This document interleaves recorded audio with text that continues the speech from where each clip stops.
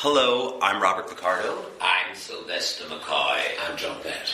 And we are the cast of A Joke, and you are listening to Kneel Before Pod. Kneel Before Blog presents Kneel Before Pod.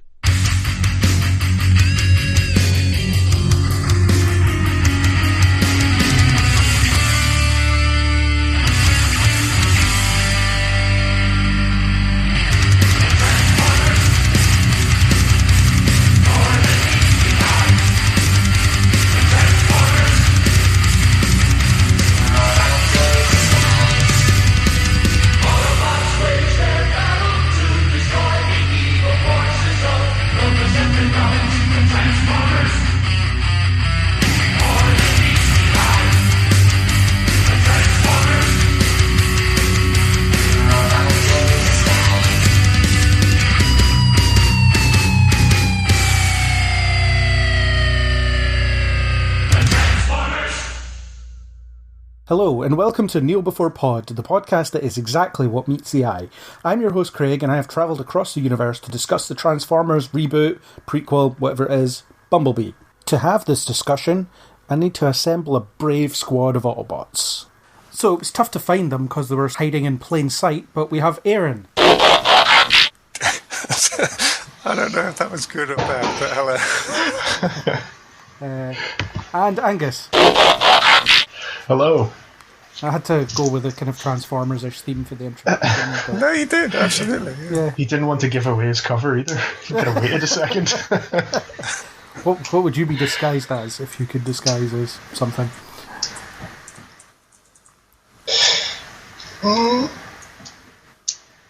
So I don't know, something that's the wrong size, so like a gun or a microscope that... I think we should pick something from our childhoods, and but also be something quite useless, so I'll be a space hopper. I think that would just be a couch. Really? Yeah. No one suspects the couch. A soft furnishing robot. Yeah. It would work. People would walk past me because they're like, nah, a couch can't be dangerous. And before they know it, I'm not dangerous. It's not as easy to roll out as a couch. No, I probably need movers to get me on. Perhaps Optimus Prime to put me in his trailer to take me from place to place. Well, that trailer's got to be used for something, isn't it? It's a mobile battle station. Absolutely. Do you know, I was wondering if it was going to be you or me that said something like that. Okay. Right, so before we get into our main topic, which you may have guessed may be somewhat Transformers related, we should start with our normal Kneel Before Rise Against feature so we can talk about something else for a little while. Everybody have entries? Yes. Yes. Well, Angus, I choose you first. Okay. Come on, that's not right. Pokemon is not my Kneel Before. My Kneel Before is Batman Ninja on Netflix. I saw it the other day and loved it. I was smiling constantly all the way through, laughing out loud at multiple points. Have either of you seen it? No. I'm a little bit far behind on my DC animated movies, so I haven't seen this one yet. It's amazing. It's the concept is that some MacGuffin goes off at Arkham Asylum, and it transports all the Batman baddies back into feudal Japan. And for some reason, Batman arrives 2 years later than them. So they're all transported by the same event, but the baddies have all had chances to kind of set up their feudal lordships in different provinces, and they're all kind of vying for power over feudal Japan. And it is brilliant. It is the sort of the design, the animation, everything about the way it's presented. It's like Batman-anime. It's fantastic. It's I don't want to give away too many spoilers about it, but the climactic battle is amazing. Definitely worth a watch. Does the animation style change between the two segments, basically? A little, but not as much. There's a segment in the middle that actually it's to do with a kind of it's to do with the Joker, and you're not really sure what's going on with him. And the animation style changes there, and we were a bit like, "What? Why is this changed all of a sudden? What's going on?" It gets all kind of dreamlike, and then it changes back. And but yeah, highly recommend it. It's a great watch. I don't know that much about it. Just haven't had the chance to watch it yet. But my assumption was that it was just going to be another one of these like Elseworlds things, where it's just a Batman story but set in feudal Japan. Yeah, basically. And they don't explain why Batman's suddenly in feudal Japan, because you don't have to. Well, I suppose that's the point of the MacGuffin, but it's all in Japanese, and just hearing everything, pronounced, that was part of what made it amazing. All this kind of yelling in Japanese. The Joker's fantastic, and as I say, it's all kind of anime, so basically all the kind of stereotypes of that genre are kind of thrown in there, and it's just brilliant. I will watch it whenever I get the chance. I would definitely recommend it. I think with the DC animated films, they need to make films about characters that aren't Batman, because there's so many of them. Yeah, I think the one thing you could level at it is that, yeah, like you said, it is just another Batman story in a different setting, and the characters are kind of as you'd expect them to be, but just kind of out of place and time. But I don't know, there was something about it just really kind of I just really enjoyed it, and as I say, kind of sat there with a smile on my face. It's only an hour and a half long, and it's one of the most enjoyable things I've watched in a long time. Is it good, or is it ridiculously bad, therefore it's amazing? No, not bad at all. It's good, but like surprisingly good, and just you're like, what is going on now? What am I watching? Yeah, so many choices in there, like how Batman decides to disguise himself, seeing as we're talking about robots in disguise. When he arrives there, he has to kind of blend in somehow, and he disguises himself as a Western monk. part of his costume to do with his hairstyle is another just fantastic part of it. It's just one of these like head shaking. It's so amazing, so fantastic that it all kind of builds together to create this just incredible product. There we go, Batman Ninja. Aaron, what are you kneeling before? I'm struggling to decide if I'm kneeling before Rising Against part of it, but I'm going to pick at least Season 3 of Travellers to get some mention one way or the other, I think. Season 3 of Travellers, which recently dropped on Netflix. Yes, they always do a sort of a pre-Christmas drop, whatever. I don't know if that's a normal slot, but that's definitely theirs. I think I don't know. It's hard to talk about the Kneel Before without the Rise Against. But I did enjoy it. Just to put it simply, I think they managed to solve the season 2 problem, which we talked about, or at least I go on about quite a lot. And they've also had a good series 3. They've always had a direction to go in. I don't know if they've just ruined that with the ending of season 3, without wanting to spoiler it. But I'm still on board. I don't know, how much do we spoiler of these things? I would say keep it to a minimum, just in case people haven't seen it. Funnily enough, the time that you do discuss it was on the Time Travel podcast, which appeared on feeds just about a year ago. Almost to the day that we're recording, but we don't know when we recorded it. Was it a year ago or a year from now? Well, that's the mystery. May have been recorded. Maybe some of us recorded it. Maybe some of us haven't. I don't know. Such is the beauty of the Time Travel podcast. It could have taken place in feudal Japan. Maybe it did. No one can tell. You'd have to listen to it and find out. Cool. Angus, have you seen Travellers? I've not seen it at all. I have not seen it. Well, that'll be that then. Fair enough. Aaron likes it. I do want to watch it one of these days. It's just there's too much. I need that. I need people to donate lots of money to the website so I can take a couple of years off and just watch TV. Not that that was a plug for donations or anything, but finance my year off, please. I take a gap year as well. Yeah. Finance all of our years off. It's a lot of money. But, you know, the listeners can, in theory, afford it. If every listener gave £1 each, we'd have not that much money. So, my kneel before is actually related to the thing I said earlier. I am going to kneel before the trailer for Detective Pikachu. Because I think it looks really funny. Ryan Reynolds voicing Pikachu. When I first read about it, I thought it was a hoax. I didn't think it was real. And then it was like, there's a trailer, and I was like, this has got to be fake. And it's like, no, this is something that has happened, and they've actually spent money on it. And it looks really cool. I've wanted to see live-action Pokemon since I was playing Pokemon, so... I mean, they're not live-action, they're still animated, but you know what I mean. Sort of photorealistic-ish. And I'm sort of getting my wish here, so... Is this voicing Pikachu as in a I Am Groot kind of situation? Well, for some reason, the kid, the lead kid, can hear him speak English. Okay. In the voice of Ryan Reynolds, but everyone else just hears him say, you know, Pika Pika.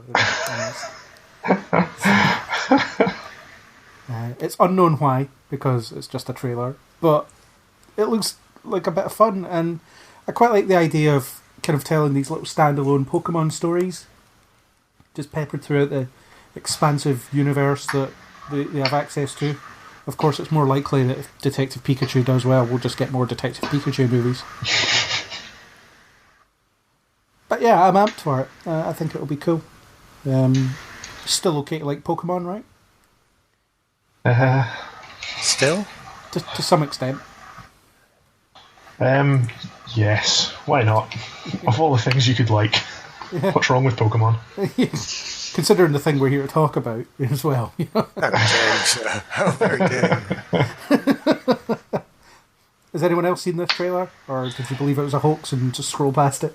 I did see the trailer. I don't know how much it convinced me it was going to be more than a gimmick or not. I mean, once you've heard his voice, then where does it go from there? And so maybe there's lots of adult humour coming out because he's got this deep, gruff voice and he tells adult jokes or something as well. But I don't know, it could go either way. I have not heard of it, and it sounds like it could just be another sort of Deadpool tie-in marketing for the next appearance of Deadpool. You know, first Celine Dion, now Pikachu. No one's safe. I think Pikachu will cameo in the next Deadpool movie. That's my theory. Also voiced by Ryan Reynolds, of course. Because who else would you get to voice Pikachu, apparently? Silly. But, you know, there's a room for a bit of silliness in our lives. So that's that. That's going to be fun. I'll eagerly await it. So let's move on to Rise Against. Angus, you go first again. I didn't have much. I was going to rise against award shows because the Golden Globes has just happened, and that's all just a bunch of self-congratulating back-patting. But I just saw that Will Poulter has quit Twitter because people were bullying him because of the way he looked in Bandersnatch, and I think that's pretty sad. So social media, probably in general, but more specifically morons on Twitter who troll people off of it. Yeah, I'd agree with that. Just people not being very nice because they can hide behind this cloak of anonymity. Yeah. I mean, we could go on for hours about, you know, Guardians of the Galaxy 3, and I mean that wasn't so much trolling, that was more calculated attack. But yeah. Yeah, it's just a shame that there are so many examples, but so I could probably save that and say it again for whatever next podcast I appear on. But yeah, that is just a shame and something I am rising against. Cool. Aaron, do you hate social media? I despise Facebook with a passion beyond reckoning. Fair enough. Including its ability to organise podcasting events. Especially that. Just eats into his free time. So, Aaron, what are you rising against?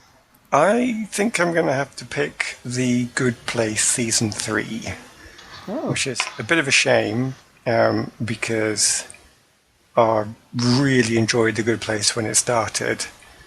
And I don't believe they solved the season 2 problem. I think they just found that they'd got nowhere to go after their big first season. Again, won't spoiler it, but I think once you get past that, there's a big struggle for where they're going, and it's suffering the expansion problem now in season 3, where they, in a comedy drama, now have to save the universe, and it felt like it was lost in season 2, and now it feels like it's just running blindly into the darkness, hoping it'll stumble across something really amazing. I think it's just it's gone too far from its original purpose to really capture what was at the start so charming. By lost, you mean it's kind of aimless and not like Lost, the TV show? I do not mean it to be like Lost, no. There are a few things that are like Lost. Yeah. I don't mind season 3 so much. I'm still enjoying it. I'm still watching it. It's not as good as it has been, but it's still reasonably diverting. I think the problem was I found season 1 funny, and it was season 2 that I think they either suffered the problem or make the choice, because I never really know if this is a conscious decision or not on behalf of comedies, to move to drama.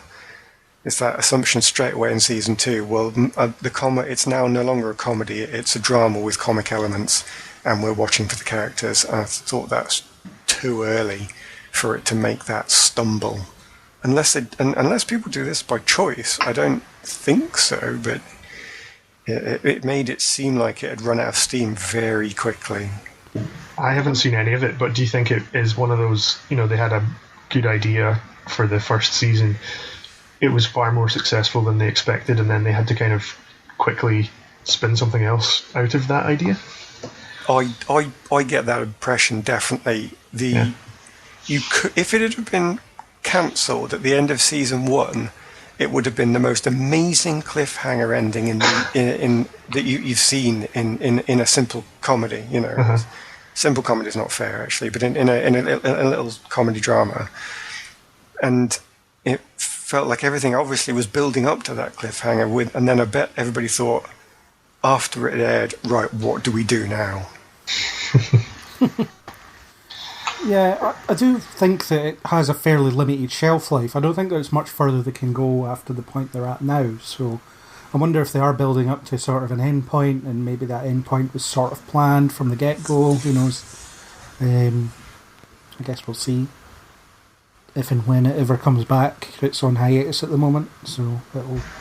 Well, it will come back. Yeah, it's coming back in 10 days, I think. Is it? Okay. Yeah. You know more about it than I do. Cool. I do. Yeah. Fair enough. I can see why there's a lot of people that see it's the weakest, and it's definitely the weakest season. I'm just, I think it's the only sitcom-y thing I watch. I mean, it's not really a sitcom, but that kind of 20-minute comedy thing. Yeah. It's the only one I watch at the moment. And I kind of watch 2 or 3 at a time because I always forget that it's on. And then I'll fire up Netflix and there it is, and then I get 3 episodes, and that's an hour of my life that I get to just sit and watch something. So there we go. My rise against is a recent poll done by The Hollywood Reporter, where they surveyed 2,201 people, asking them what film they would like to see remade, and the top result was Back to the Future. Just who are these 2,201 people, and what are they playing at? Do not remake Back to the Future. It doesn't need a remake. There's no way you can make it any better than it already was. So just stop it. Surely not all 2,201 voted for Back to the Future.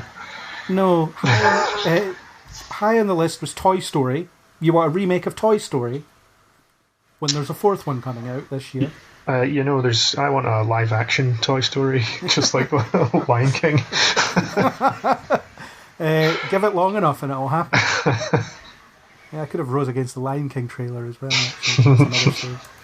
Indiana Jones was high on that list because why not? And Jurassic Park was also high on that list. What? Wow. They already did that. remade Jurassic Park. It was called Jurassic World. Yeah, and it was crap. So, I mean, we've got Brexit happening. We've got Trump, and now people want a Back to the Future remake. The final nail.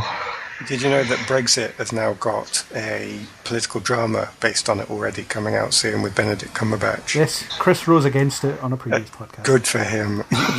We're now so desperate for telling you, you don't even wait for the event to finish before we dramatise it. It's insane. Yeah. It's a bit like making new seasons of Game of Thrones when the books haven't even been written. Yes. It's the first adaptation to eclipse the thing it's adapting.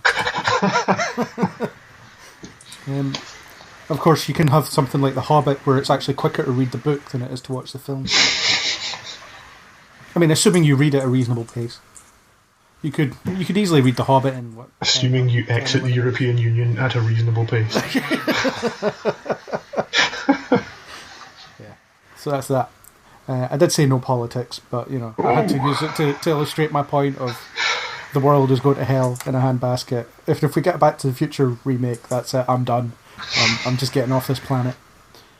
It just shows how dire things are getting if you're breaking your own no politics rule.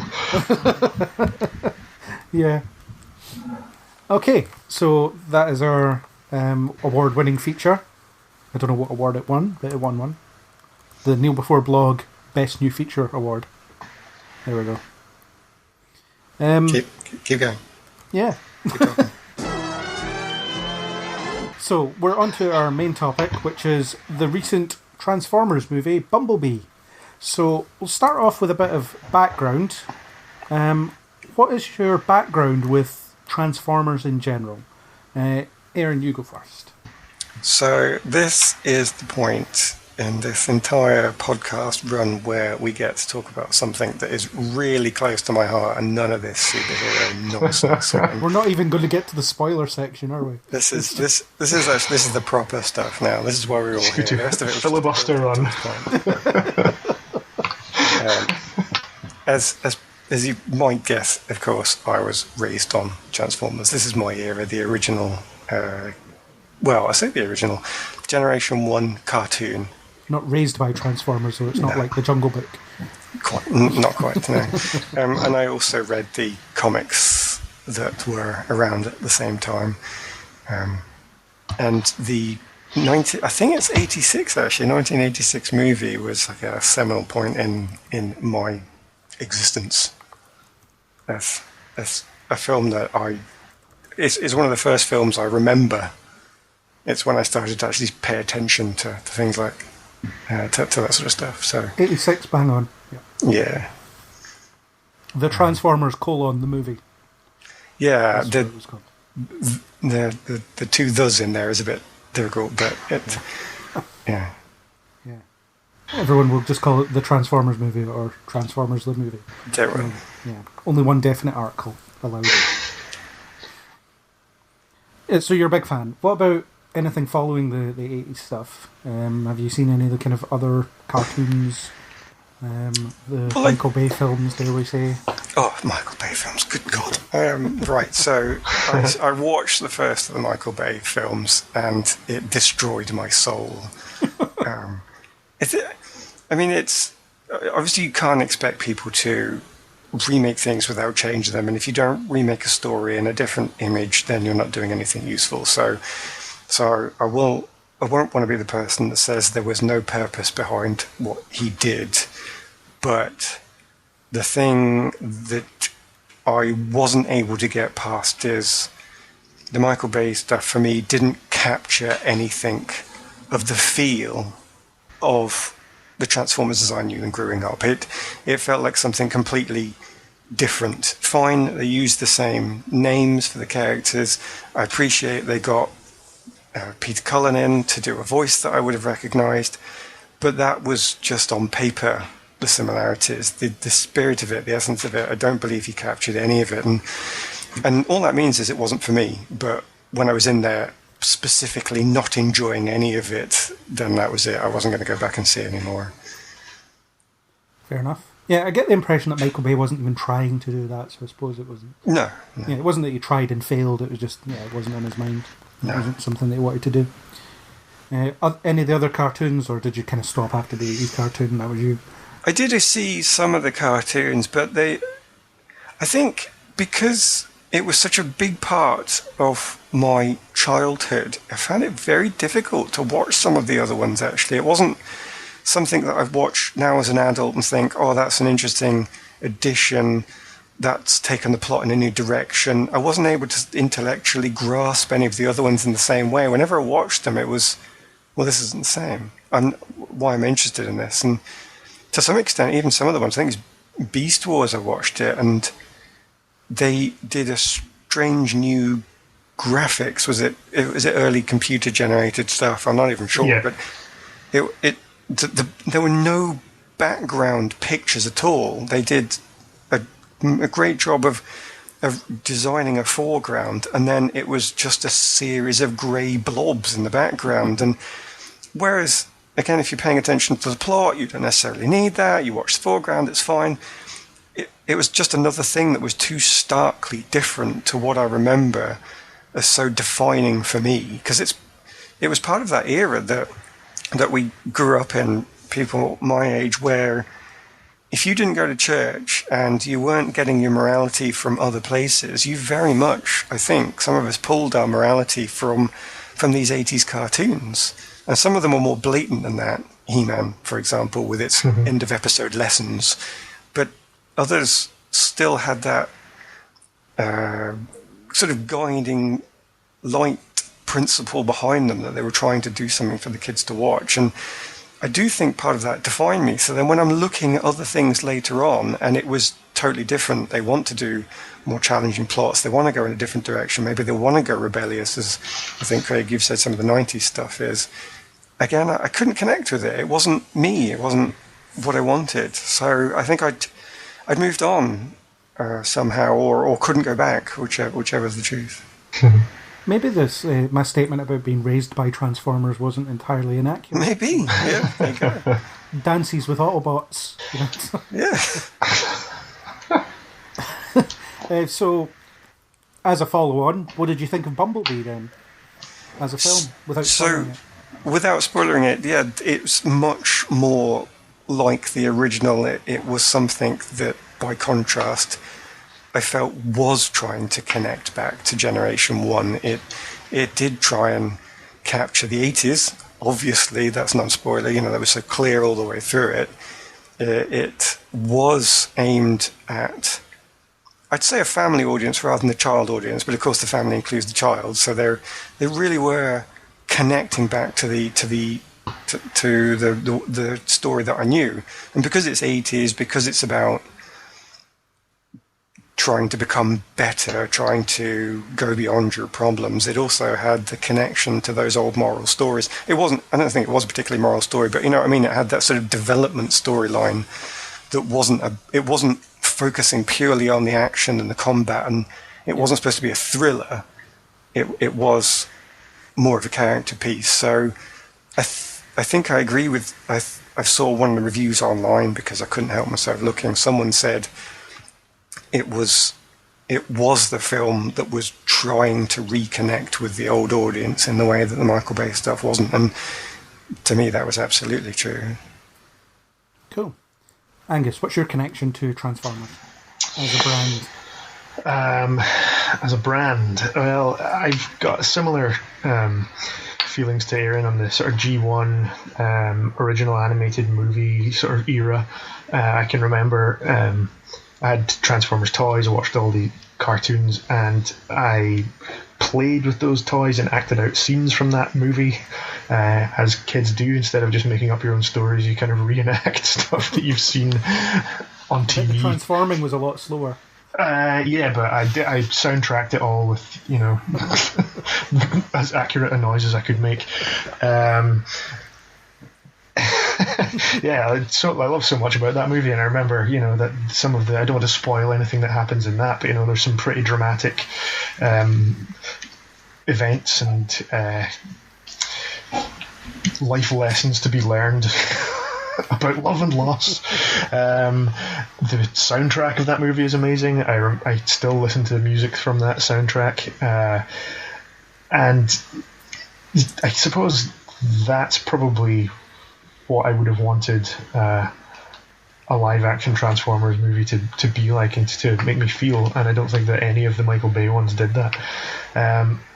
I did watch a bit of Beast Wars, but I think that was kind of late 90s and I was maybe aging out of cartoons at that point. I say that fully aware that I'm talking about a Transformers film on a podcast, and you just talked about Batman Ninja and I talked about another cartoon that I've watched, and we spend plenty of time talking about superheroes and cartoons and movies and things like that.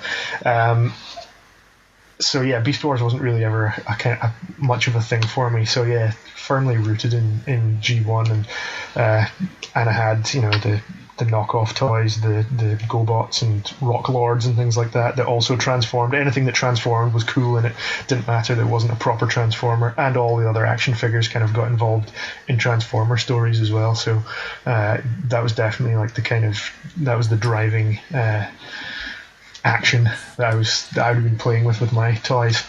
Proprietary properties don't have any place in a child's imagination. Exactly. Spider-Man can fight whoever he wants. Spider-Man can fight the Terminator, in my case. So Bumblebee then, what did you think of that as?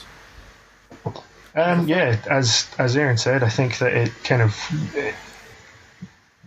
sidestepped a lot of what was wrong with the Bay films, even though he's still involved, taking it back to the 80s and giving it that kind of innocence, making it a story of one girl and her Autobot.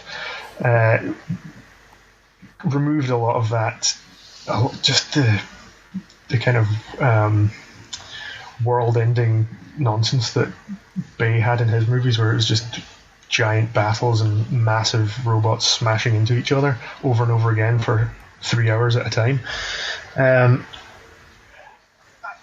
Again, what I loved about the original animated movie is that kind of relationship with Daniel and Hot Rod, and even though the human character is supposed to be who you identify with, I always wanted to be a Transformer, so I would prefer to have been Hot Rod. So in this case, I suppose I want to be Bumblebee, but but yeah, it kind of gets back to that core plot point there of that bond between one boy, or in this case girl, and their best friend, who happens to be a transforming robot. Cool. My connection to Transformers is far less profound. I don't really have one. I didn't watch the cartoon growing up. I was more into Turtles and superheroes and Power Rangers. Although I totally get it, because when you talked about sort of aging out of the first generation of these characters, I was a bit like that with Power Rangers. Anything beyond Mighty Morphin I was less interested in until it got to the point where I wasn't watching it. And then I got a serviceable, I would argue very good Power Rangers movie in, I think, 2017. That paid homage to the original in a way that I enjoyed. So, someone put some effort into that one as well. That was nice. I liked the Michael Bay films. I'll qualify that by saying I know they're not that good, but I really liked the first one when I first saw it. I hated the second one. Everybody hates the second one. I like the third one, and then the two Mark Wahlberg ones I'm fairly indifferent to. The fifth one, I think, is one of the most boring things I've ever had to sit through. It's just, I don't know, maybe by that point I was fed up with it, and I was like, this style can't show me anymore. It has, it's given me everything I can get out of it, so, I don't want any more of these. So this film kind of weirdly answered a need that I didn't know I had, and, I really enjoyed it. I could understand what references they were trying to make to the old stuff, but I wasn't really connected to them, but I don't think it throws those references in your face either, which is nice, because there's nothing worse than continually pointing out how clever you are and how much you remember something that was old and trying to pass that off as nuance. So it's good that the references are there, they're off to the side, they're there to be enjoyed if you like them, and if you don't understand them, it doesn't affect your enjoyment at all. Was that statement aimed at J.J. Abrams? Yes. Well, it is now that you said it. But, it's aimed at anything that's sort of a shallow cash grab revival of an old thing. You know, like, I mean, I could lobby that criticism at Michael Bay himself for the Turtles when he did. Well, he didn't direct it, but produced the sequel to his produced TMNT film. It was just full of, let's chuck Krang in, let's chuck Bebop and Rocksteady in, and they just don't find any purpose for it whatsoever. So, yeah, empty referencing. You know, it shows. I mean, even if you're not connected to it, you'll just be annoyed by it anyway because it's thrown at you. And this film doesn't do that.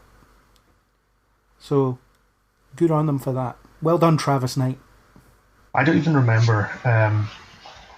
I can kind of remember what happened in the first Michael Bay Transformers movie, but then the rest, I don't think I've seen the last one, but they all just kind of blend together for me, and kind of a bit like what Aaron said. You know, they're obviously they obviously have an audience because they kept making them. Presumably, they wouldn't have done that if people weren't going to see them. But I just have to accept that they weren't for me. I did enjoy the nostalgia of the first one, and hearing Peter Cullen as Optimus Prime was great. But beyond that, yeah, they were. They weren't for me. And it was a genuine visual achievement as well. You know, the first one, like, nothing had been ever done like that in live action. Mm-hmm. So, you know, it had that going for it. And it made you wait for that transforming stuff as well, didn't it? You know, it was a good chunk of the way through the film before you finally saw it in kind of all its glory. It was teased before that, but you get to sort of the midpoint, and then that's when you first get it. In sort of full, not out of frame, badly lit kind of thing. Yeah. So, shall we move into the spoilers? Transform into some spoiling thing? Insert transforming noise here. Yeah. Insert transforming noise here. Autobots, transform and roll out. Yep. Could be that. Da-da-da-da-da. Could be that too, yeah. I feel like I could separate each segment with that. Oh, you should. Maybe I will. Who knows? The gods of editing may smile on us today. And if this was visual, it could be like my logo spinning into Aaron's logo. Yeah, I'm not going to do that for the YouTube upload. Oh, go on. I don't know how to do that. So. If anyone wants to do it for me, give me a shout. Okay, so our first post-spoiler segment is the Q&A. And we have some questions from audience members. And they're all real people, as you might be shocked by. So, Angus, I think you said you had a couple of questions from the audience as well, so we'll just go through them and then see how it goes. So, the first question I got asked was by Susan. What happened to the beehive? Say what? So, when Charlie first meets Bumblebee, or first discovers Bumblebee, there's a beehive that's been built underneath the, where next to the wheel. One of the wheels. And then the next time she goes to get Bumblebee and is trying to get the car to start, there's no bees. And there's no evidence that she got rid of the beehive or how she did it. I don't want to talk badly of planning in films and continuity and so on, but I'm quite happy with it fell off. I don't know if I need any more than that. Do I? Maybe pretty ingrained. He'd already accepted that he was now going to form a bond with her, and so he shook them out. Possibly. I know it weirdly made such a big deal about the beehive being there, and she was even waving her arms around to try and not get stung. And then the next shot, they're not there. So yeah, I don't know.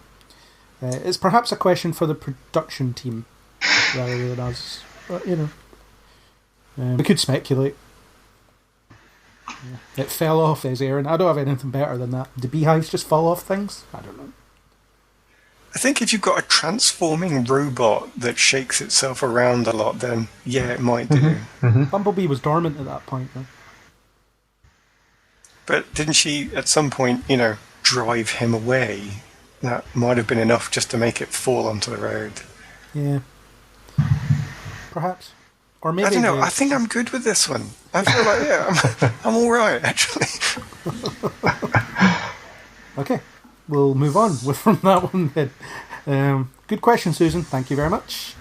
The next one is this a prequel to the Michael Bay movies or more of a reboot? And that's from Rachel. And that's a very good question. I would call it more of a reboot. Isn't it a confused mix of both? I would say it because leans they more didn't really towards- know what they were doing. I'd say it leans more towards reboot That's than it. prequel. Because I don't think you could watch this and then, even though the way it ends, I don't think you could watch this and then watch Shia LaBeouf bonding with Bumblebee and think, wait a minute, that would be a really strange transition. yeah, there's Obviously, it also doesn't happen immediately because it's. Yeah, there's also isn't this film about Bumblebee like blazing the trail for Optimus Prime and so on? So why is he doing that again? Yeah, 20 years time. but that's what's strange about why he gets a makeover at the end. Yeah. Wasn't it unfortunately one of those brutal things that occurs when the production company says, "Oh, see how you've mostly made your film? We need you to add this, and this in because our test audience didn't like what you've done. So can you just kind of make it completely different?" So by the time they'd actually gotten through to the end product, it might have supposed to have been a prequel, but it automatically forced itself into Altverse because it couldn't do anything else. Yeah. Although there are references to the first Michael Bay film that I picked up on because I remember it fairly well. The Camaro being the most obvious one at the end. Although there's actually a story reason for that. The yellow Beetle is no longer a viable disguise because too many people have seen that this yellow Beetle transforms into a robot, and it's not the most conspicuous of disguises if you know that. I mean, if he was a white Beetle, maybe could blend in a bit easier or something, but the yellow Beetle probably get noticed quite easily. Also, you could see it as being, I mean, this film references the 80s cartoons. The Michael Bay films reference the 80s cartoons to an extent. It could just be that it's referencing a previous iteration of Transformers by referencing the Michael Bay films, because they are old enough, probably, to have fallen into that we can reference them sort of sphere. I mean, it's 12 years? It just feels like rebooting Spider-Man like 3 times in however many years that was. Yeah. Although, The Amazing Spider-Man doesn't really reference the Tobey Maguire films, apart from, retelling the same story, but with a different villain. But there was also the Sector 7 thing, which is the secret government agency, but they have no idea that Transformers exist, despite the fact that they're supposedly taking Megatron apart for scientific innovation purposes. So that's another thing that doesn't connect. They don't credit Transformers for inventing the internet. Yeah, human innovation drops out. So I'm on the reboot side of the fence. I think it's more of a reboot that references what's come before, whether that be the 80s cartoons or the Michael Bay movies or anything else. Are we deciding here what we think it should be now that it's done, or what we thought the production house was trying to do? Yeah, I certainly think from a production standpoint, it was marketed as a prequel. Yeah. I mean, it was barely marketed at all, but it was marketed as a prequel.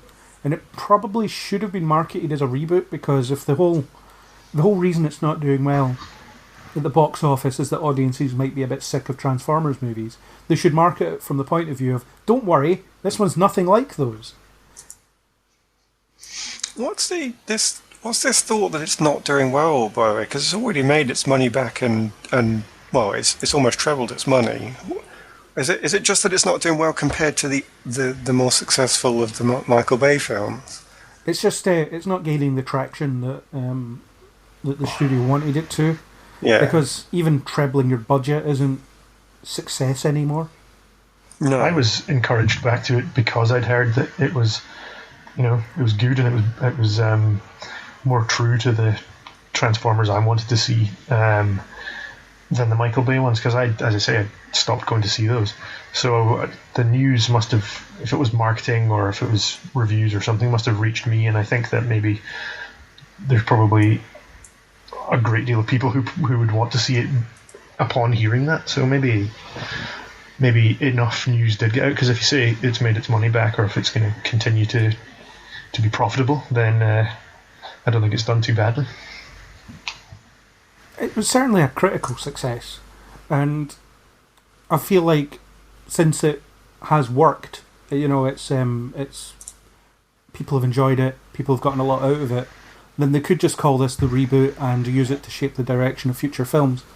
It actually is a bit of a holdover from this weird Transformers writers' room idea they had, where they were going to make the Transformers into a cinematic universe, which, I can't imagine that was ever a good idea. I mean, Bumblebee gained some notoriety among audiences as being the kind of effectively the focus of the Michael Bay films. It was the first Transformer you got to know in those films and so on, but will your general audience really care about seeing...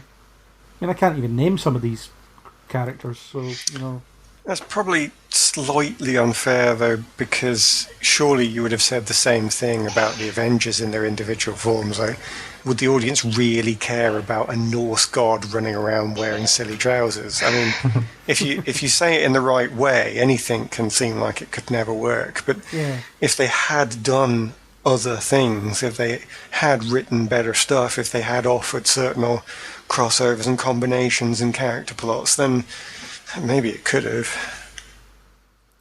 Maybe, but they abandoned the idea before they even made this one, so that was that. So I guess to answer Rachel's question, I would say this is a reboot, and I'm happy it was. What would you guys say?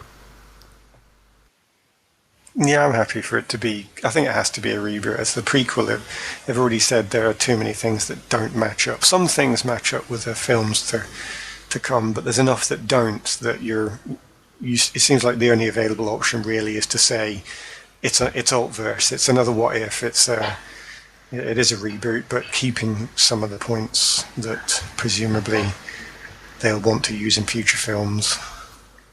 Yeah. Angus, what do you think? Yeah, I think so too. I think I'm slightly annoyed by the crossover stuff, or the holdovers from the old films, because I'd prefer if they just kind of cut bait with those, even though, as we know, there's a great deal of crew and staff and whoever was involved in making it that was involved here as well, so they're not going to chuck that all out the window. But I still think it would have been better, because of the way this starts, and you see some proper Transformers on Cybertron looking the way they should look, even though we know that they can change their disguises. But anyway, that was amazing to see. But yeah, I did just prefer a bit more of a clean break. That's why I don't really like the end that is a bit kind of ambiguous, as in, like, he could be now going on to eventually meet up with Shia LaBeouf. And like you said, there's a few more nods, and I suppose they're subtle enough that it doesn't sort of tie it directly to the first lot of films. So reboot, I'm happy enough with reboot. And Ronnie's question is very much connected to that. It's what do you guys think Bumblebee did in the 20 years between the end of this movie and the start of the first live action Transformers? And it's like, well, this created 5 better films than previously were. This film will never turn into those, as far as we're concerned. So thank God. I think he hosted 2 beehives. Maybe he did. Maybe that's a sequel. Bumblebee's a hive of activity for bees. I don't know. Last question that I've got is from Adam, and this is probably one for you guys more than me. Why do they look like cars, trucks, etc. On their home planet when they've never seen them or been to Earth? Yeah, that's actually not the one to pick out. He's absolutely right, but the one to pick out is actually Soundwave. It looks like a cassette recorder, and the robot that he ejects from himself turns from a cassette into an Earth animal. So that one is, yeah, that's just the way it is on Cybertron. Sorry, we watch a lot of intergalactic telly. Sorry, that's just the way it is. Well, they know Earth exists, but yeah, because Optimus tells Bumblebee to go there. Well, to be fair to these guys, they've been at war for 5 million years. You get bored. You know what? You're just looking around for someone else to distract you. Honestly, anything looks good. You say, "Oh, cassette recorder! Oh my God, that's amazing! I've never seen anything like that." Yeah, I'm totally going to be that. That's mine. You can't have it. The dibs. Cyberwave is my favourite, and it's because I love the whole cassette idea. You know, anything that goes into something else or comes out of something else, there's more Transformers within him. That's amazing. Unlike Megatron, who transforms into a smaller gun that has to be fired by another robot, Soundwave transforms, or a person, yeah. Soundwave transforms into a giant-sized tape recorder, so it's not even. It doesn't even shrink down to sort of human size to be able to hide as a ghetto blaster or blaster, the Autobot equivalent that's for the that change matter. that he gets when he goes to Earth, I guess. Then because he was in the cartoon, he could shrink. That was the weird thing. He could, I guess, shrink yeah, down but to be a personal cassette player. Yeah, but I'm sure I've seen it in the cartoon as well, where he just transforms and he maintains his size. So he's size is irrelevant. Size is a dimension that you can entirely play with when you're in the Transformers. That's just a conceit you have to buy into when you're watching G1. It's just that the X, Y, and Z coordinates are completely meldable into whatever you damn well please. Yeah, and that's why all these things go to making him my favourite. Is there an explanation for how the Transformers came about? What gave birth to them, in effect, and why they transform? I could have looked this up on Wikipedia, and so could listeners, I suppose. But I've got it in my head that they must be some kind of slave race to some advanced civilization. That's it. You've actually hit it. That was the original from G1. That was the original setup. It's also sort of vaguely referenced in the 5th film. Oh, is it? Oh, right. Something. I can't remember the name. The transforming comes from right. So how? Going to some massive lecture here. I was cut to the chase. The transforming comes from the Autobots being a more civilian-style robot, needing an advantage to fight off a military-style unit in the Decepticons. They went to war and found that they couldn't beat military hardware, so they turned to stealth and gave themselves the ability to transform. That gave them an edge, and then the Decepticons copied it, so they could cancel that edge, and there we are. Technological development upon their home world, call it that, and you've got it. I'll accept it. Fair enough. Thus endeth the lecture. I've heard worse. So yeah. Angus, you had some questions from the audience. Yeah, I'll let you guess who this question came from. Was it Natalie? Well, wait until you hear the question. Is Bumblebee hotter than Optimus Prime? Oh. Was it Natalie? Yes, of course. I don't really have an opinion on that, I suppose. Is it wrong that I do? Well, no, because I do as well. Because I think Bumblebee's got that sort of youthful charm. He's a bit cuter, but he's still got to appeal to the younger woman. Whereas Optimus Prime's got the strength of the experienced man. I don't know if his looks are rugged, because I'm actually not genetically geared that way to look at metal, but I just get the feel of the older man syndrome. I could see that the younger Transformer women could be into that. Do you think Optimus is a bit of a George Clooney? I could totally go that way. Yeah, actually, yeah. I think Optimus Prime. I agree with you that Bumblebee's probably cuter, but I think that Optimus Prime is hotter. The more kind of grizzled, rugged leader type. Yeah. Well, I do like I like Volkswagen Beetles, so I'll choose Bumblebee.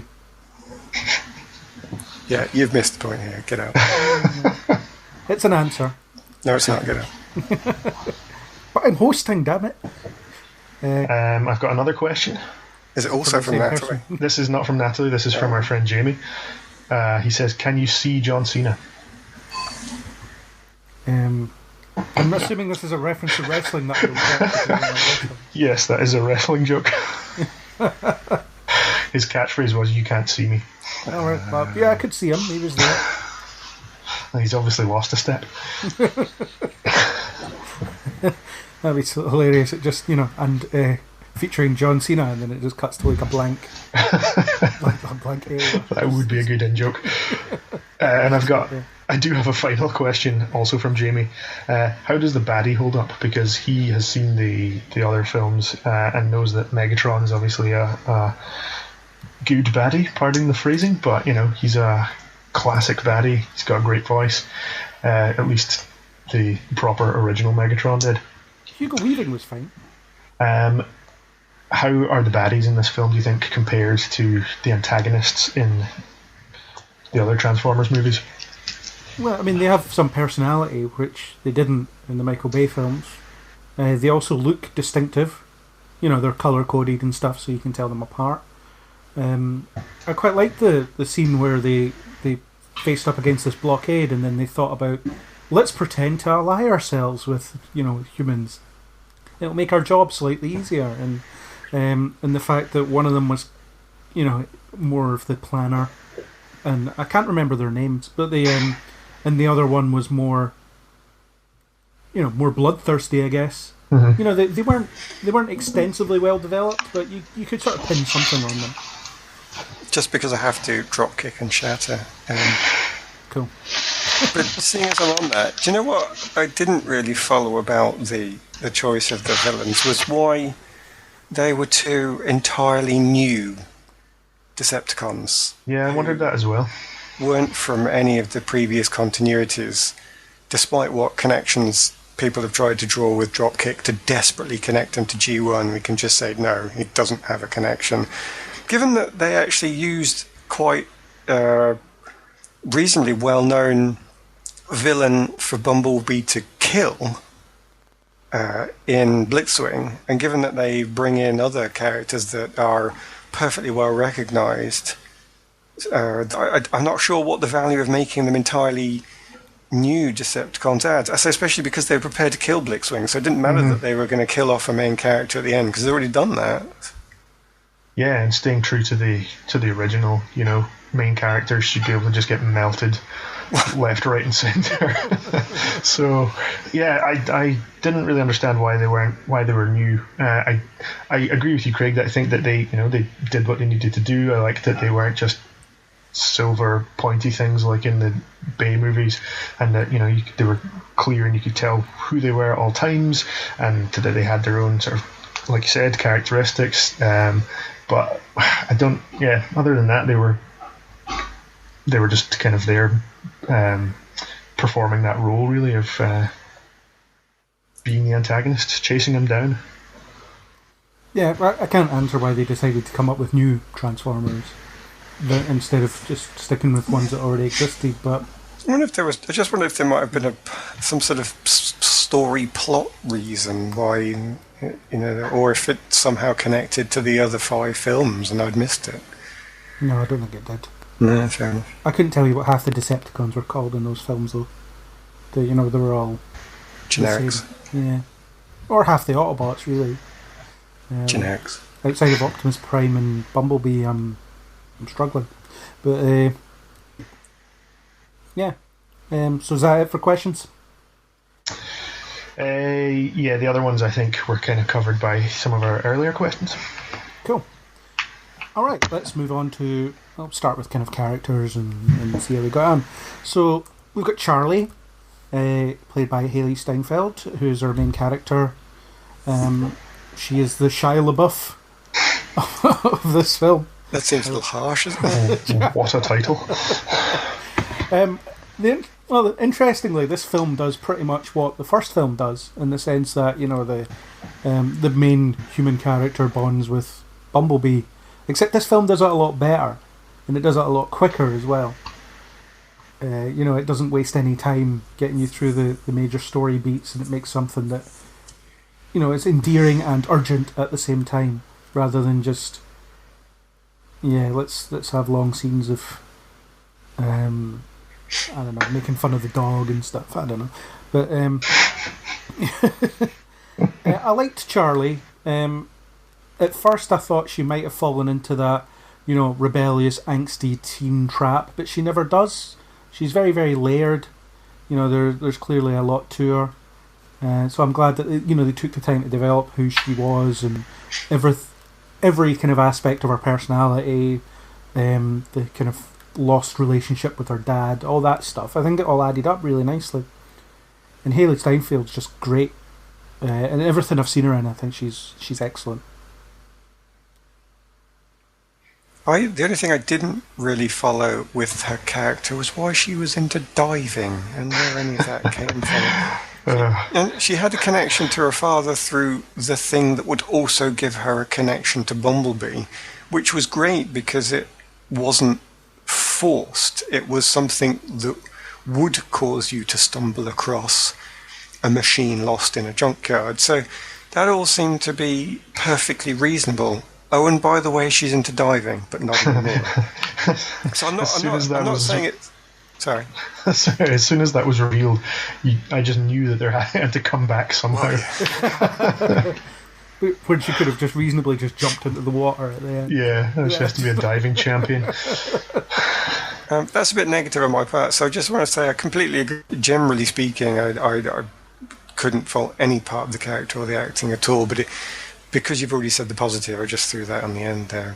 But otherwise, yeah, the well diving placed. bit was a bit weird. It was a bit underdeveloped in that she was supposed to feel connected to her father through it, because I guess that was the thing they did. But she'd already had the music, which also she was And able to fixing share the with car. Bumblebee, which connected into fixing his voice, perfectly well integrated, sewn into the plot. And she could fix cars, which she needed to do to get him working again because he's a machine and needed repaired. Perfectly well woven into the plot. Excellently done. And I think, why was there a need for a third thing? The two things seemed to be perfect as they were. Yeah, it only came into play at the very end, which we know because she kind of takes a deep breath and then thinks, I can refine my diving skill. And then also just to cause a bit of drama at the teen party drinkathon where she was challenged to dive because everyone was like, oh, it's the diving champion, and then she couldn't do it. Weird thing to haze her about, isn't it? I know, that was a bit weird. You're such a loser because you won't jump into the water with me. Hey, it was the I 80s. think that does sound like it could come from teenagers. That wouldn't be my first problem with it. 25-year-old teenager. Well, yes, indeed. But that's just American cinema again. Yeah, it's not just this film. Yeah, although I think she's believably a teenager. I don't know how old she actually is. I think she's about 4 years. She's about 3 or 4 years beyond her teens most, and that's near enough, I guess. Yeah, she looks young though. I think my first exposure to her was Age of 17, which is a great film. Of course, she kind of plays that. Well, she's a much more damaged teenager in that film in a lot of ways, but here she's a bit more mature in some ways, but immature in other ways. I think if I got it right, I'd need to Google it. Is she the one from True Grit? Did I hear that right from someone? I don't know. Yes, True Grit. She's in True Grit. Yeah. It's been so long since I saw True Grit, so she's quite established as an actress. Not just a newcomer. Indeed, and the voice of Gwen Stacy in Into the Spider-Verse. There's a podcast coming soon. Very soon.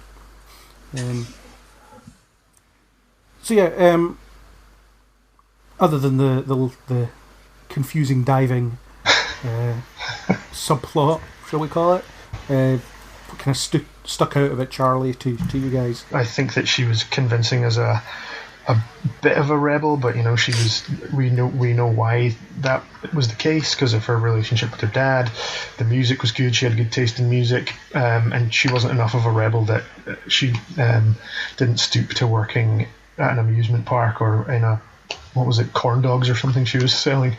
Yeah. So she had that kind of undercutting her cool kind of rebel-y, greasery type side to her character. And riding a moped around when she really dreamt of owning her own car.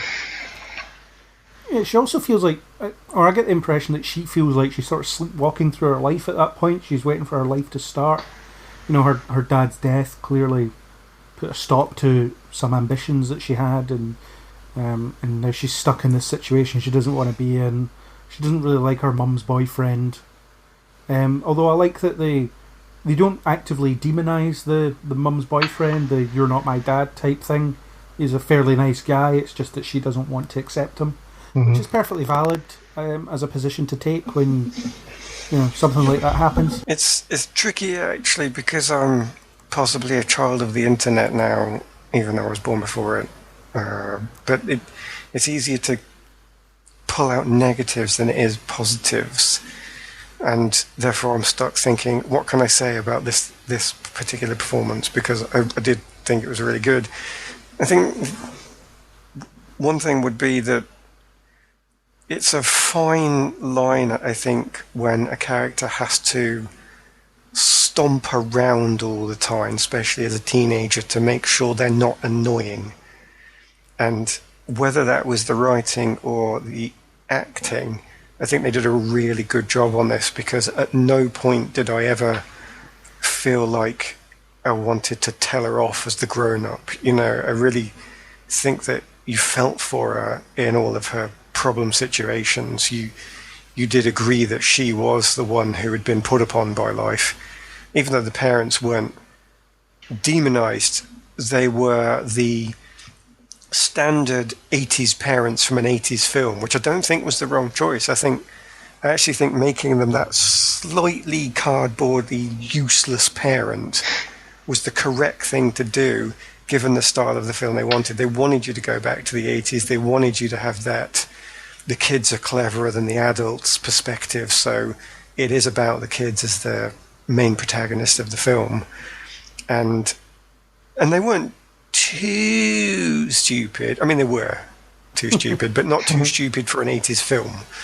They were exactly the way they needed to be. So she always felt put upon, and you were with her all the way through, whether it was Bumblebee wrecking her house, whether it was her parents requiring some daft things of her, like to smile more often. You were there with her in all of those particular scenes, and so I think that's particularly well done, maybe it's both sides, writing and acting. Yeah, I think she struck a fine balance between, she obviously wanted to be cool, but not like the cool kids at school, but she also wasn't too cool to be amazed or kind of put off balance by finding a giant robot in her garage. Yeah, and I think she did a good job of that. I mean, well, she was kind of moody, but she wasn't that stereotypical moody. She'd be happy at things, or she'd let herself be vulnerable, and only in certain situations, but she would let herself be vulnerable. And I think fleshing her out that way was the best way for it. And I loved her relationship with Bumblebee, and I loved the way they portrayed it. I mean, Bumblebee, because he loses his memory early in the film, is basically a child, and he has to be retaught all these things, which is obviously a mine of comedy. Thankfully, it's not frustrating comedy. I think a lot of the gags do work really well. I like seeing him sort of transforming into a 15-foot robot, or however tall he is, and then hiding behind a car because he's scared of this little tiny human standing in front of him. It's that kind of... because you would almost expect that to be the human reaction. So giving Bumblebee the human reaction humanises him, very early on in that respect. And the way they communicate is great. There's an awful lot of body language and figuring out what he's trying to say rather than what he's actually saying. And I think if they'd left his voice intact, it might have just been a lot of scenes of them sitting chatting, which wouldn't have been that interesting visually. Yeah, the non-verbal stuff was good, and he's sort of cowering in the garage when he wants to hide at some point, and it is an interesting kind of juxtaposition to him proving that he's a capable soldier in the beginning when he's having that battle. So it's interesting to see him. O'Brien for 5 minutes. Yeah, interesting to see him kind of reduced down like that, or as you say, he's had his memory wiped, and then he feels very vulnerable. Yeah.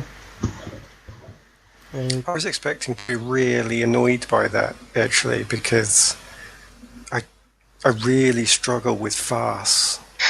Not because I hate farce. Actually, farce done well is it's just as good as anything else. There's no reason it shouldn't be. But I don't think modern farce is very clever, and it degenerates into either pointless slapstick, or it's something that's just not grounded in the rest of the plot. The joke just stands out. No connections, no reason the character did that other than because the physics of their universe demand that every X minutes of scene time they do something that is funny to some unseen force. Whereas I'm struggling to say why it didn't annoy me here, why I did like it. I think I might have to say that I've talked myself into suggesting then that it was always relevant to what was going on at the time.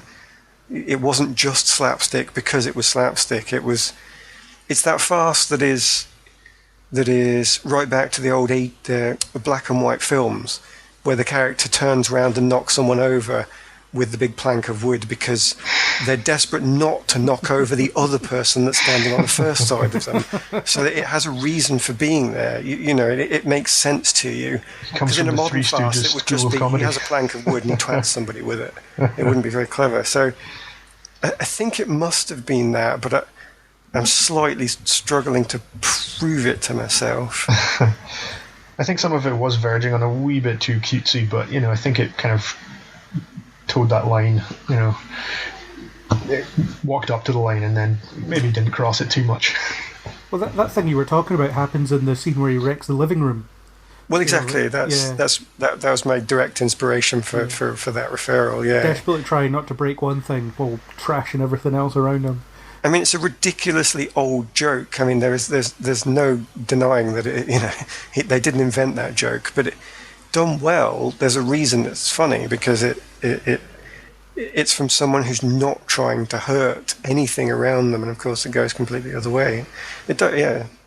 Properly done, it does work. I mean, it wasn't hilarious, but it was welcome, I guess, which I don't find in a lot of modern farce. You know, it wasn't trying to be a laugh a minute. No. I think the gags do land for that reason because they are deployed sort of sparingly. One of the funniest things I keep thinking of is that scene on the beach where she's trying to teach him how to hide, and then she hides behind a rock, and he also hides behind a rock. And the sort of payback scene is one that I think of as well. You know, the trying to toilet paper the house, and he hurls the whole lot of it, and then he trashes the car by getting a bit overzealous.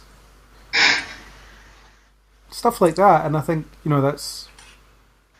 It sort of blends into the whole, you know, this is what teenagers would do, and this is effectively Charlie trying to teach her pet new tricks, and it kind of blows up in her face in a way, because then she gets involved in a high-speed chase in her conspicuous yellow Beetle.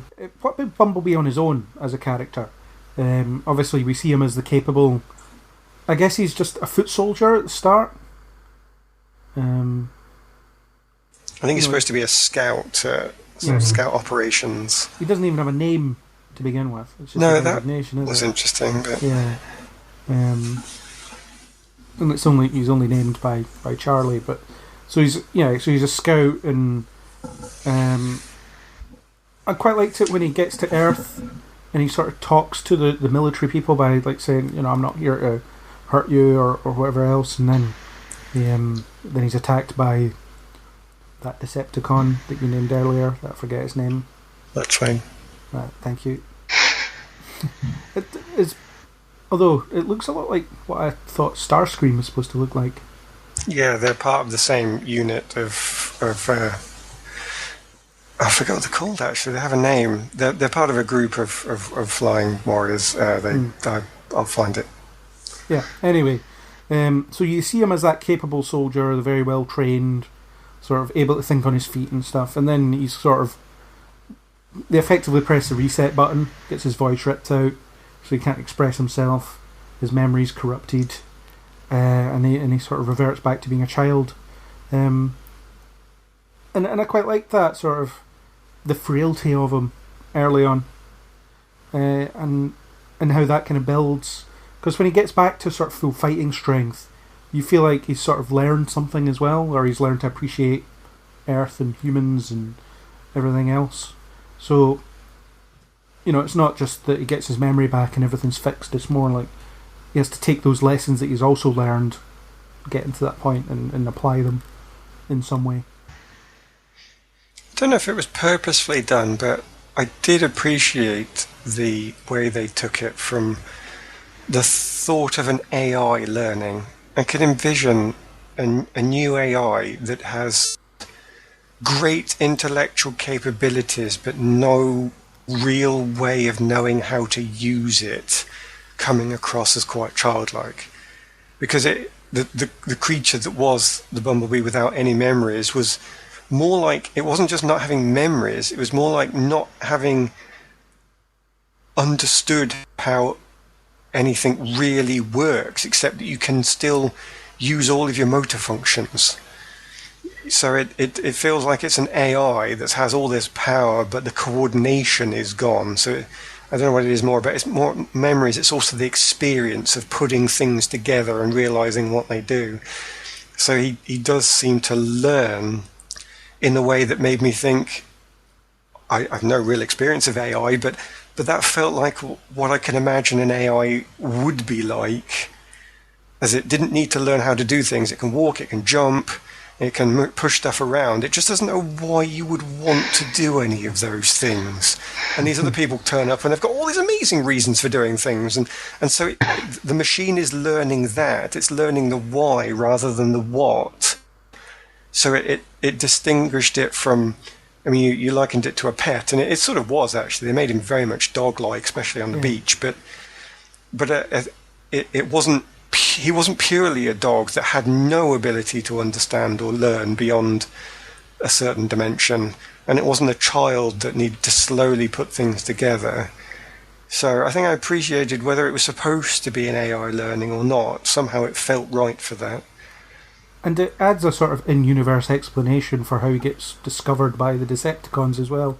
Because, he has no idea that anything's after him, and he's just blundering about, and then it ends up just being a simple mistake that alerts them to, his presence and where he is. So, it's stuff like that really works. It doesn't feel contrived in that way.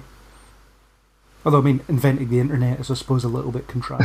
Yeah, a little bit. Because, that's not how the internet works. I don't know. Connecting two phone lines doesn't make it the internet. No, it should never have worked. But it doesn't. But let's just walk away from that. It's just the only way out. Yeah. I was glad that they didn't overdo the using the radio to talk too much, because it's a good idea, but I think it's best done in small doses. And it was like quite late in the film, I think, before he started properly communicating through song lyrics. Just so happens that those songs are on at that specific time. Yeah, you just have to believe that. And he's obviously, he's got a powerful enough AI brain to be able to kind of scan through it all and perfectly patch it all together.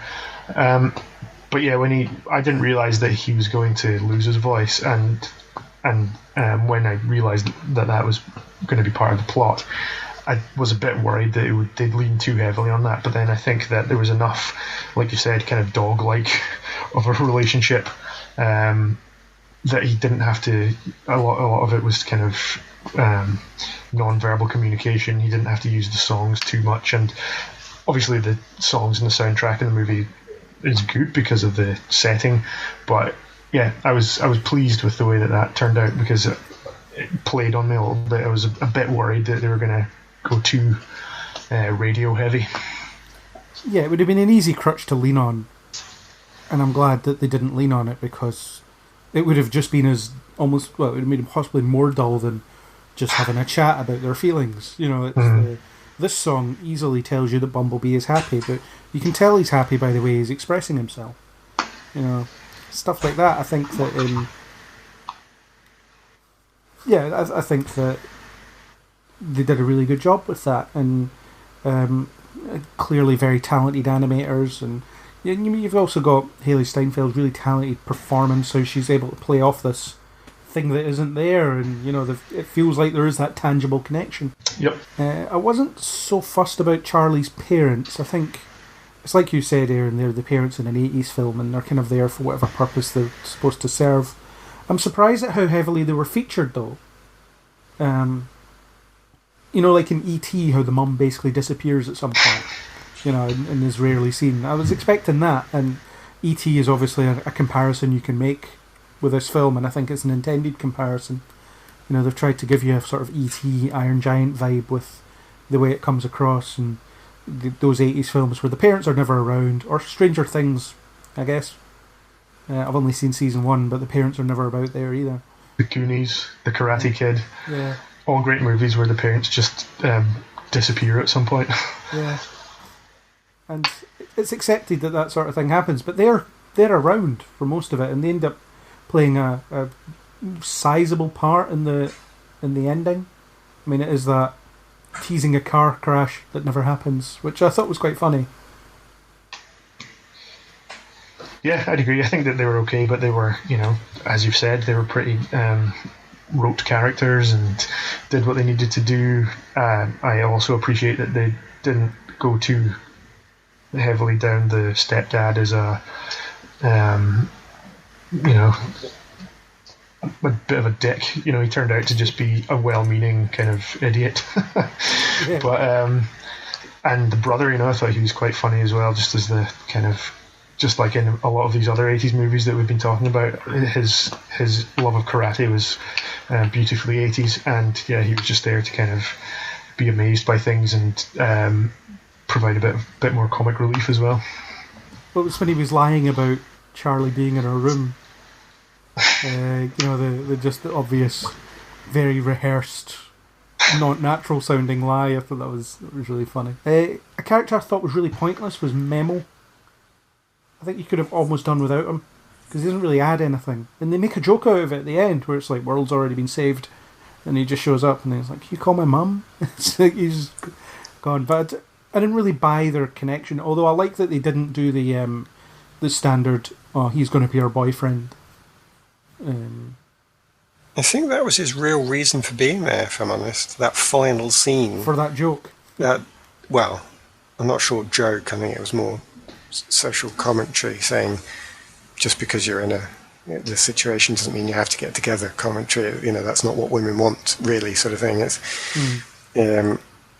think it was just to get to that point. He needed to be in there for them to make that comment. And then perhaps they didn't really give him anything to do. But then maybe that was all part of it. Maybe that was supposed to be one big, long, singular point, that this is the reason why you don't have to get together with this person, because there's no reason why they are particularly necessary and useful to you throughout. I think that's a bit cynical, but I don't know what else to say about him other than perhaps someone said, "Can we have a love interest, please?" Yeah. I suppose. I just think you could have cut him and not really lost on anything. He wasn't bad, but I wasn't that engaged by him either. Yeah, I'd agree. Again, a bit kind of just there to be wide-eyed and provide a bit more of that sort of comic angle to things, and not save the day. So that's kind of the most 2018/19 message of the movie, was that she doesn't want to hold his hand or give him a kiss or need to be saved by him at all, because she's perfectly capable of doing all these things with her robot friend. Yeah. She's a strong, independent woman, doesn't need no man. I suppose another version of the film could have been that it would have been Memo that was the lead, but I think they purposely went with a young woman to be, well, maybe to be a bit different, and because you get so many of these boy in his car type stories, don't you? That's what the first Transformers film is, or at least some of it is. About an hour of it is. So it flips the script a little bit. I suppose the simplest explanation for why he's there is to give her someone to talk to, because she can't have a conversation with Bumblebee. That's the point. But at some point, somebody does need to say, I think we should do a run on that base and try and rescue him. You don't want exposition, but at some point somebody has to say something, otherwise it is just a bunch of people clearly thinking a lot of things very seriously. So he sort of needed to be there for plot purposes. It is a bit of a shame that he couldn't have been slightly more capable, because I think they would have still been able to have the meaningful ending where they do not get together in a romance. There's no harm in her having a friend on the journey with her. There's no harm in her at some point feeling a little bit of doubt, or just because you're a strong, confident woman doesn't mean you have to have all the answers. That you are still allowed to occasionally listen to suggestions from another person. So it feels like he was a bit he was pushed down a bit too far to make him a worthy character. I think there was room for him, as I say, just to be a sidekick. Everybody has a sidekick. Lara Croft gets a sidekick, even if just, as I say, to have someone to talk to whilst we're divvying out the guns. Yeah. Could it have been the brother and then make it a bit of a kind of family affair, a family caper, the way that some of these movies that it's clearly kind of riffing on, or did they have to, does it help to have someone who has the potential to be a romantic relationship, but that's kind of a bit of a swerve because that's not the way it ends up going. Well, you couldn't have your social commentary ending if you made it the brother, and I think that was important. The writer seemed like she wanted to take it back to the 80s, but only in certain ways that are palatable to a modern audience. The other parts of the 80s films are gone and need to stay that way. However, if she was prepared to give up that point and just rework the 80s films without having to, to make it as an active comment, then she could have made the brother a bit older and just said, well, yeah, it's a buddy movie, it's a family movie. Yeah. Yeah, and I think removing they didn't remove it because it was still there, but the familial connection. So if it had been Charlie, Bumblebee, and Charlie's brother, then the brother might have been there a bit too often, and it might have been, the relationship might have been the three of them, whereas it was specifically focused on Charlie and Bumblebee. All the emotional heft comes from those two characters, whereas Memo doesn't connect to Bumblebee in any measurable way because he's not supposed to, because it's not his story. But you have to get to that point where where Charlie believes he's dead, and I suppose someone has to be there to say, no, he's dead, just leave him, before he naturally sits up, E.T. style, and he's fine, despite having been shot in the head by what you presume is a fairly powerful gun. It was a good moment, though. I mean, it was probably the strongest E.T. connection for me, that particular moment, because you have the infamous almost death scene in E.T. as well. But I think if the brother had been had been the third wheel in effect, it would have muddied that a bit. Maybe, but I do think that in a lot of these 80s movies we're talking about, there's always that kind of, that's what he was playing, was the kind of annoying kid brother who all wants to be involved all the time but gets kind of pushed out of the way. But yeah, I think that maybe that would have given it, for me, it would maybe have given it a bit more of a stronger vibe connecting it to those, because in those movies usually the kid brother or kid sister or whoever gets taken along for part of the adventure, and that's kind of what makes it those movies were so great to watch with your family, or you're with my sister, because it was something like you could imagine, maybe this could be something that we could get wrapped up in. You just find your transforming robot friend, and then and as annoying as your little sister is, eventually you're like, come on, let's go. Yeah. What about Agent Burns, John Cena? I thought he was great. John Cena is hilarious.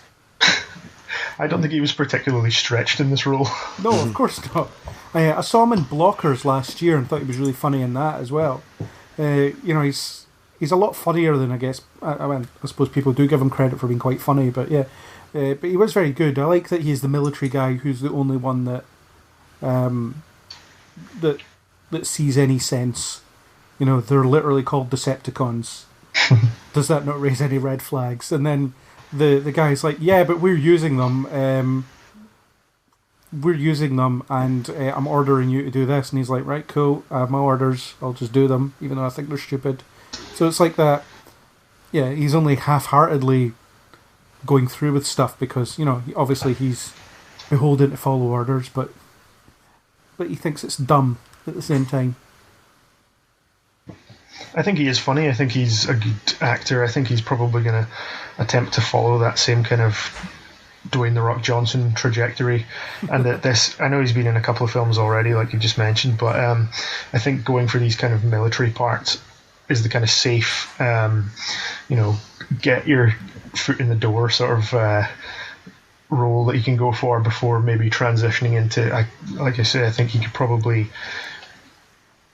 The Rock still does his fair share of action movies, but he'll be in a Moana or in a, you know, more family-friendly movies playing different sorts of characters than you'd expect nowadays. So I think John Cena he's perfectly capable of doing that. But as I say, I think he's taking these kind of take the roles that people expect him to play first, and then maybe transition to that in the future.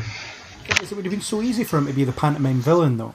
You know, he could have just been the military guy, the evil military guy. And I think one of the trailers hinted at that because they showed him standing at the foot of a blockade, you know, and looking a bit shifty. But I'm glad they didn't go that route. I was impressed that they didn't do that. Yeah, I think that's probably. I don't know. I would have expected. I expected him to do pretty much everything he did in this. Anyway, you know, even if he was part of the antagonistic human faction, he was always likely to be the one that was the, you know, had the heart of gold and, you know, let them off with it at the end, that sort of thing. Yeah. I just loved his comic timing, where he was questioning the parents, and it was like, I stole a box of whatever it was, some sweets, when I was like, old, and he's like, yeah, we know about that. Just a reference to the fact that the government are watching you even then, and see somehow learn these things. Yeah, who would have thought that getting hit over the head repeatedly with a steel chair sets you up for a life in comedic action roles? Yeah. Aaron, did you like Mr. Burns? Agent Burns. He is a mister. He is a mister. I think he's another character that's defined by what he manages to avoid, and that's a good thing, as you said. He would have been so annoying if he'd have been played further into the stereotype that he was edging towards. He did well at the start to block that, actually, by doing the comedy with the paintball gun, because the character that is traditionally in the 80s film with the stick up his arse, who is definitely the villain and always does the wrong thing and makes the wrong decision so the bad guys can get even greater advantage, is just too annoying. So by having him in the middle, he was able to still do what he needed to do, get in the way, make things harder, but not in a ridiculous way. So he does well by not being too grim, not being too stupid, and doing the job. And he sort of sympathises with Bumblebee early on when he first lands.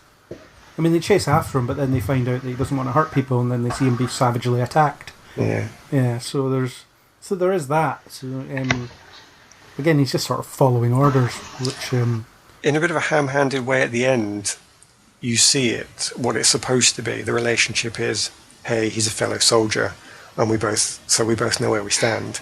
Now, the salute at the end is very 80s and was a bit too far for me, but generally played throughout, where it's, well, hang on, you're a soldier that just got attacked by an enemy soldier. I completely relate to that. That's the level that I liked it at, and would have kept it there throughout if possible. Yeah.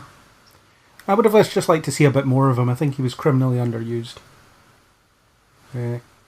cut memo and give us more burns. That's my take. We've kind of touched on what the story is in terms of the kind of what happens, and I do like that it's really simple. It spends more time on the relationship than building up effectively the Autobot hunt that makes up the cause of it. So Bumblebee has to find a suitable place for the Autobots to hide out, which is Earth, which he's already been told to go to. It's a bit weird. Go here and make sure that it's safe, but we already know it's safe because we're sending you there. But yeah, whatever. It's just a reason for him to be there.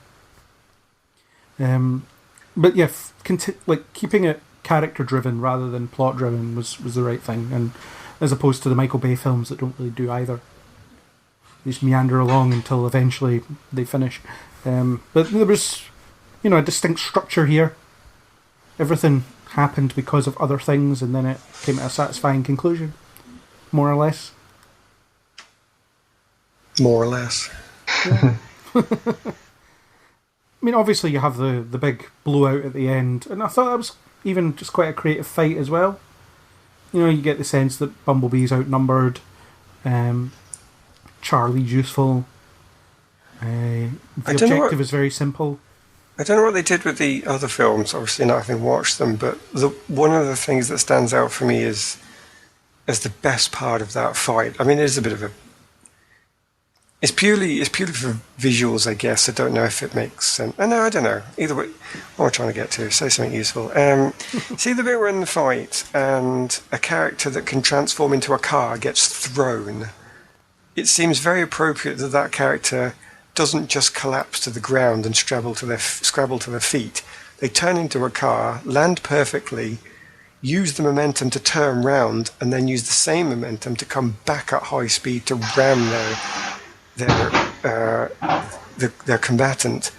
And it's stuff like that that's what I want to see from a Transformers film. I don't want to see two large robots fighting as the big kaiju films give you, where it's humans inside robots, where they just have to sort of battle in an awkward human form. I don't know that they used it a lot throughout Bumblebee, but that therefore when they did do it at the end, because I think he's fighting Shatter at the very end, and he transforms in a useful, meaningful way, and you think that's a great fight scene. That one I was really into, because it used who they were. It's almost like using their form of a martial art. It made perfect sense. Well, it does happen in the Bay films as well. They do move very gracefully. Right. Because they should move gracefully. Because, they're not man-made. They are living beings. They shouldn't be clunky. So, I think some are clunkier than others in the other films. But, on the whole, they're... the ones you would expect to be manoeuvrable are all manoeuvrable. Bumblebee's biggest advantage is he's smaller, therefore faster, and a bit nimbler than the other two. And, uses that to his advantage. So you could... There was definite tactics going on in the fight. Yes. Which, as opposed to, we'll just keep hitting each other until someone's head comes off. Well, I think that's a big danger that you're suffering a lot with some of the superhero stuff that's on TV at the moment. There's only so many different ways they can show you a cool martial arts maneuver where the good guys fight and win. So when you do actually see somebody try and choreograph something and put some thought into it, it really does stand out. Yeah. Angus, what did you think of the structure of the story and in that action sequence at the end? It was really the only... Well, there was obviously the action sequence at the start. There was a return to that action sequence in the middle of the film. And, that was about it.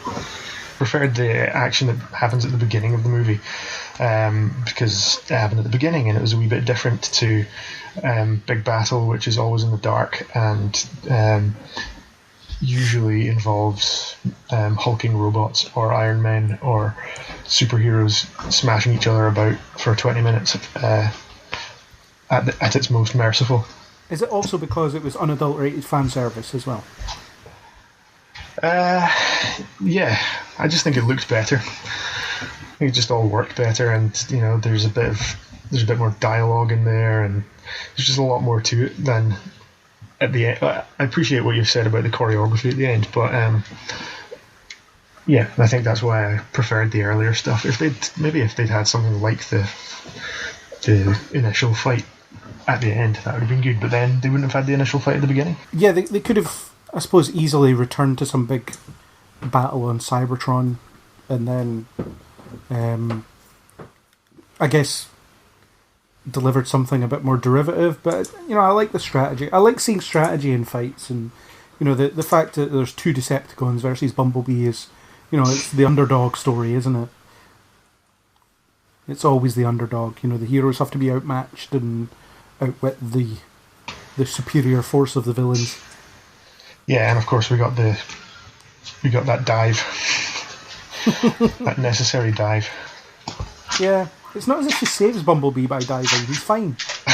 He's just chilling at the bottom of the. I don't know. Maybe she saved herself. Yeah, maybe.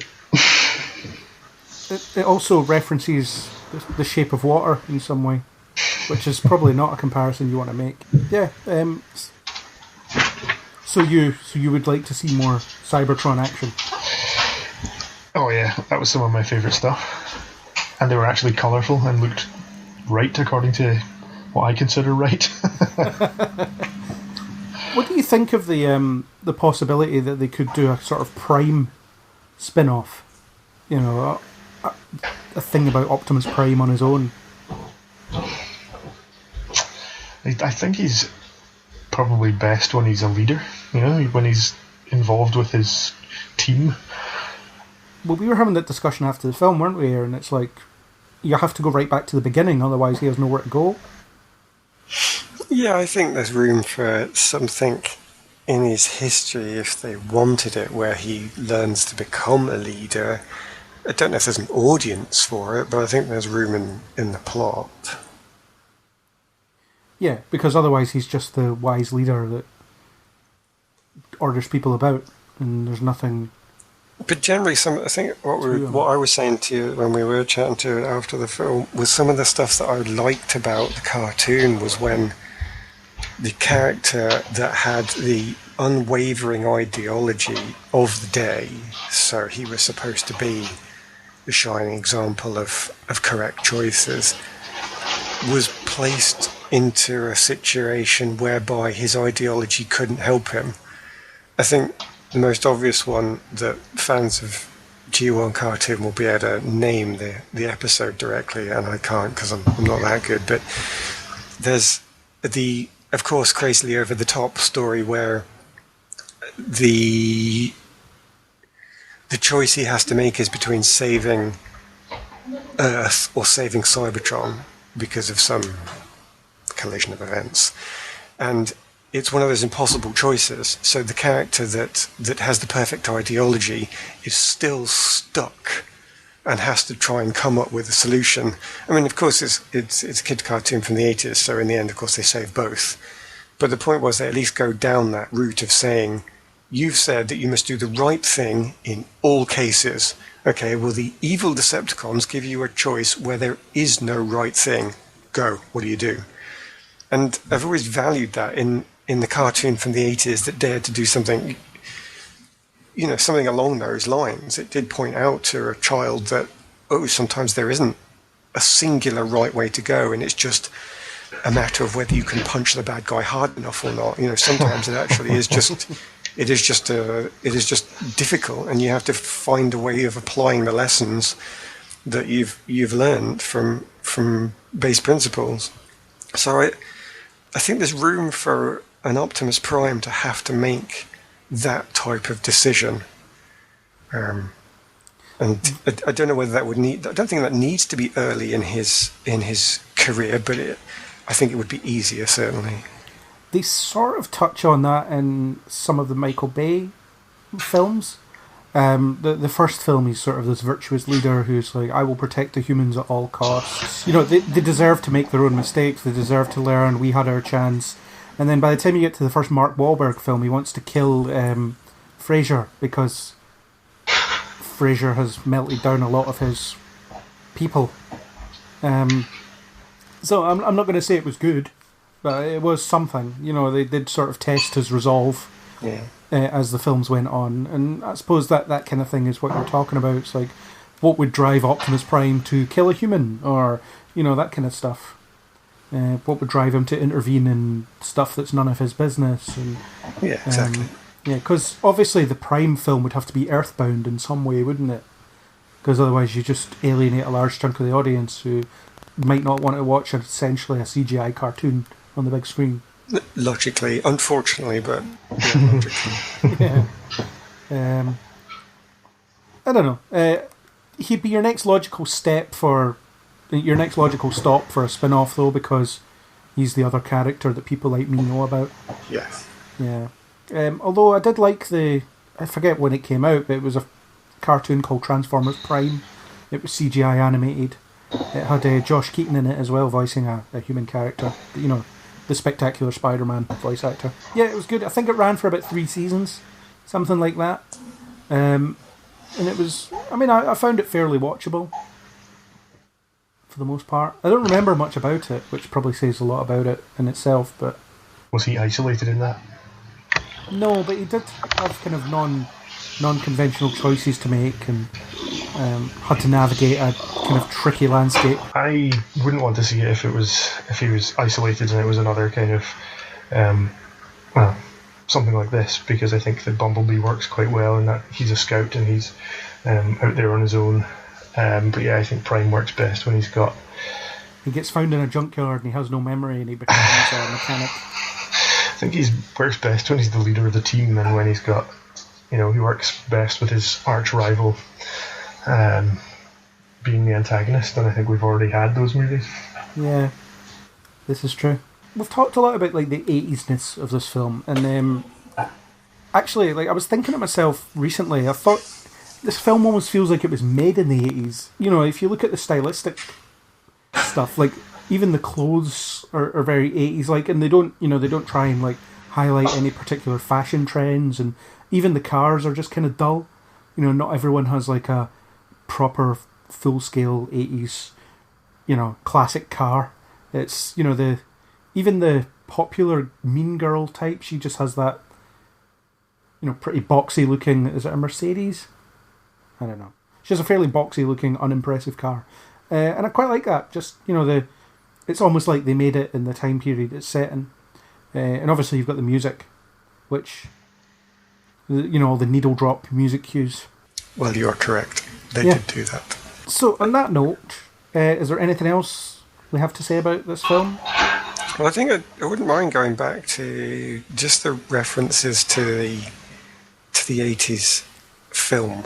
Because I know they reference the old cartoons, but they did reference the old 80s film as well. And I know you've said your piece on it, that it's there for if you wanted it, and it wasn't too much in your face if you didn't. But I don't think I want to go away without mentioning it, just because it did mean, quite a lot to me. And it is quite small, but it's just moments like the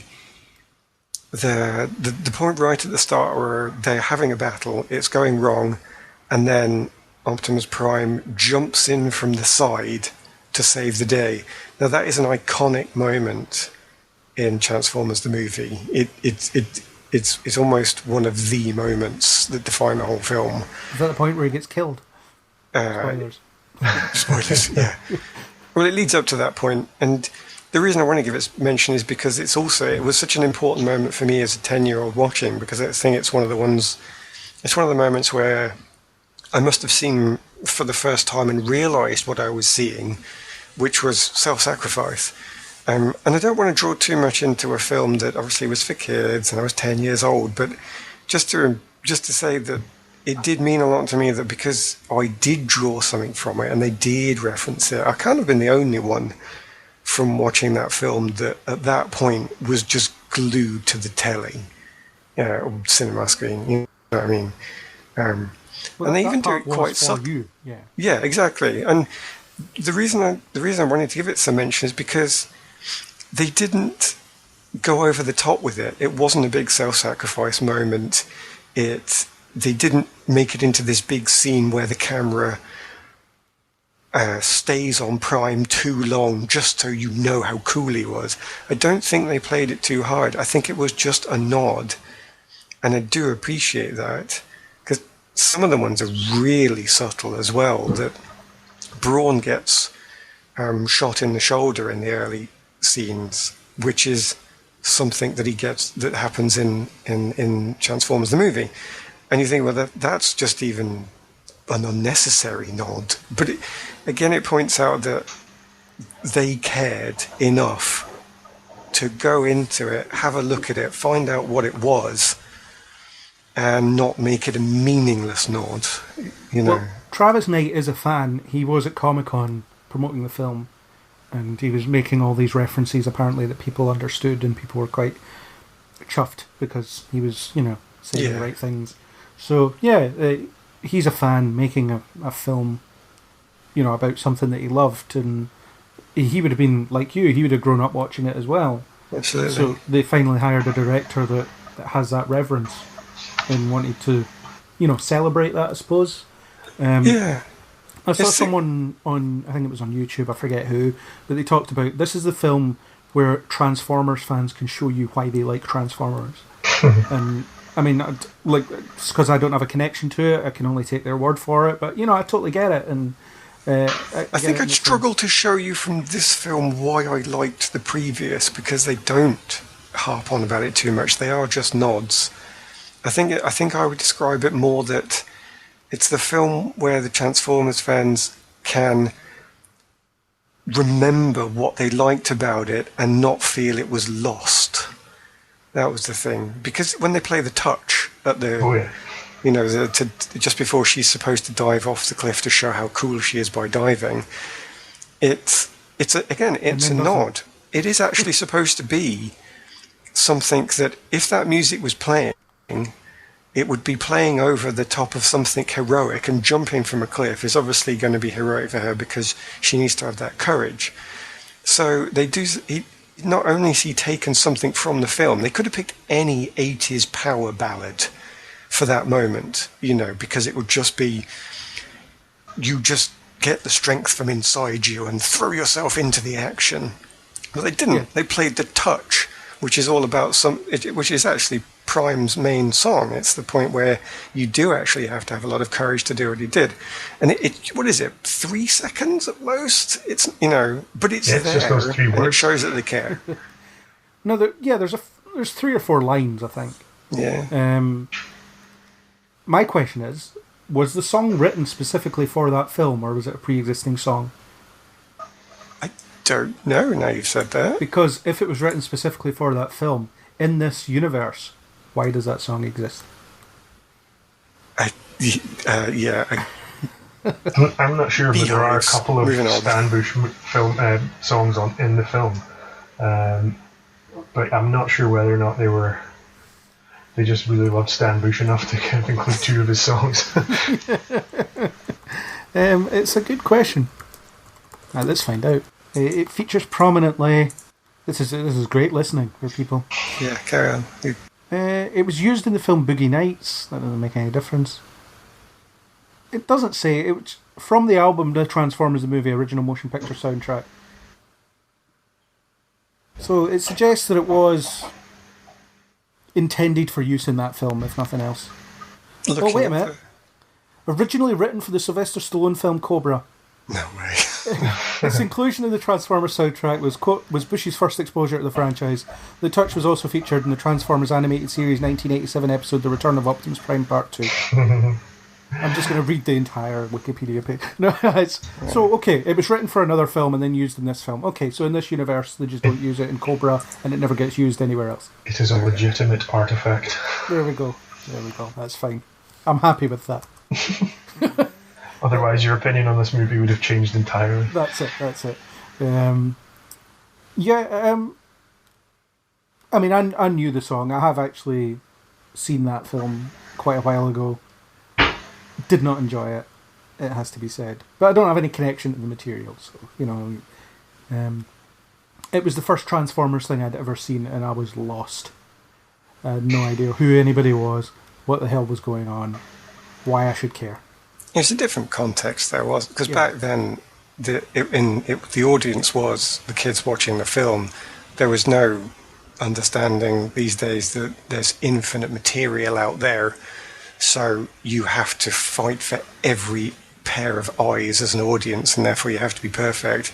In the 80s, you could release a film knowing that the people who watch the TV series would go and watch it, and that would be enough. Mm-hmm. And then there's the context of the, like we were talking about how the gags all, for the most part, land. That reference works because it is just Bumblebee showing that he believes in Charlie's ability to overcome this fear that she's imposed upon herself. Oh, and you could have accomplished that if he played Eye of the Tiger instead. It would have been the same effect, but it's a legitimate reference that works because it just works. So yeah, no issues with that. Again, empty referencing. That's why I didn't like Ready Player One, because it just kept chucking references at me without appreciating why I like those references, or why I might like those references. So yeah, this didn't feel cheap like that. Yeah, definitely. Yeah, and so that's two nostalgic 80s films in 1 year, in a sense. Whereas this one does it better. Yeah. So, any final points that you want to make on this film? Angus? It brought me back to the cinema to see a Transformers movie, so it did something right. And made you excited to perhaps see more Transformers movies? Potentially, I'd have to do my research beforehand to make sure that... Evaluate on a case-by-case basis? Yeah. But yeah, definitely... there was enough in there to kind of stir up some nostalgia, but it wasn't entirely... My enjoyment of it wasn't entirely nostalgia-based, although the nods, the music, the way that some of the Transformers looked, the sort of G1 stuff, the fact that Soundwave's in there ejecting some Ravage, that was brilliant. That all worked for me. So yeah, I enjoyed all that stuff, and then the stuff that I wasn't expecting I also enjoyed, and really liked how it was how it kind of riffed on not just Transformers but other beloved 80s movies. Cool. Aaron?